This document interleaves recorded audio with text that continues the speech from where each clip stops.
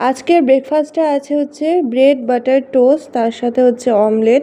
আমার কেন জানি লুচির থেকে আমার এটাই বেশি ভাল লাগছে। হ্যাঁ এভরিওয়ান, তো আজকে হচ্ছে ডে 2 আর এখন বাজে হচ্ছে 8:30। আর আজকে আমরা যাচ্ছি হচ্ছে মানস ন্যাশনাল পার্ক। অলরেডি আমরা অনেকটা লেট, অ্যাকচুয়ালি আমরা অনেকক্ষণ আগে উঠে পড়েছি, বাট আমারই ড্রেস আপ করতে করতে অনেকটা লেট হয়ে গেছে। তো চলো, আমাদের জিপও চলে এসেছে, আজকে ওটাতে করেই আমরা গোটা সাফারিটা করবো আর তোমাদের সাথে তো শেয়ারও করবো। এরপর আমরা আমাদের জিপে উঠে পড়লাম। অলরেডি কিন্তু আমরা অনেকটা লেট, প্রায় 9টা মতো বাজে। যত তাড়াতাড়ি আমরা জিপে উঠতাম তত তাড়াতাড়ি আমরা ভালো করে সব অ্যানিমালগুলো দেখতে পারতাম। বাট যাই হোক, এই যে এটা হচ্ছে আমাদের মেইন এন্ট্রি গেট, যেখান থেকে আমাদের সাফারিটা শুরু হবে।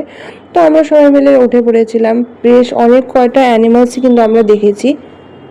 সো ফ্রেন্ডস, এখানে হচ্ছে আমাদের গাড়ি, আর এই যে এত কাছে হচ্ছে হাতিগুলো, আমি জানি না তোমরা হয়তো বুঝতে পারছো কি না, খুব কাছ থেকে হাতিগুলো দেখা যাচ্ছে। আমি যতটা পারছি তোমাদেরকে জুম করে দেখানোর চেষ্টা করছি। কত কাছে হাতিগুলো, এই যে একদম কত কাছ থেকে হাতিগুলো দেখা যাচ্ছে। আমি তোমাদেরকে ভালো করে দেখানোর চেষ্টা করছি। হাতি দেখে বেশ অনেকটা সময় পার করে যাওয়ার পর আমরা কিন্তু গাছের মধ্যে প্রচুর এরকম লঙ্গর দেখতে পেয়েছিলাম। এক একটা গাছে কিন্তু অনেক কয়টা, আর এখানে কিন্তু মা বাচ্চা সবাই আছে।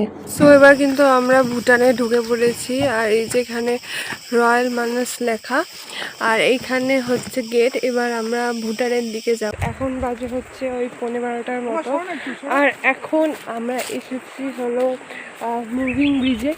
তো এটা দিয়ে যাব এখন আছি হলো আমরা মুভিং ব্রিজে। এই যে আমার পিছনে হয়তো তোমরা ব্রিজটা দেখতেই পাচ্ছ, আর এটাতে উঠে আমার একটু একটু ভয় তো লাগছে। এই যে পাশে হচ্ছে নদী, আর এদিকে পাহাড়।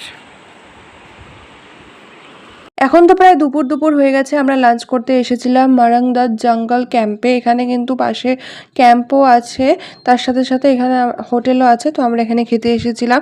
এখানকার খাবার এত খারাপ, আমি তোমাদেরকে বলছি, এখানে আসলে তোমরা এই হোটেলটা থেকে খেও না। আমাদের তো একদমই ভালো লাগেনি খাবার।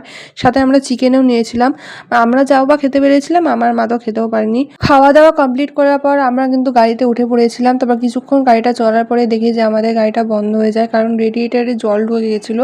তো ফাইনালি সেগুলো ঠিক করে আমরা আবার বেরিয়ে পড়ি। এরপর এসেছিলাম এখানকারই একটা মিউজিয়ামে, যেখানে শুনেছিলাম হচ্ছে টাইগারের রিয়েল ফ্লেস দেখা যায়। তো একদম এই জায়গাটা কিন্তু পুরো ফাঁকা ছিল। আমার হালকা হালকা ভয় লাগছিল, জানি না কেন।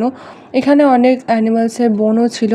এই যে এটার কথাই আমি তোমাদেরকে বলছিলাম, এই টাইগারটা নাকি অনেক মানুষদেরকে মেরে ফেলেছিল। সেই সবই আমরা ঘুরে ঘুরে দেখছিলাম, আর জায়গাটা না অনেকটাই ফাঁকা ছিল। ওখান থেকে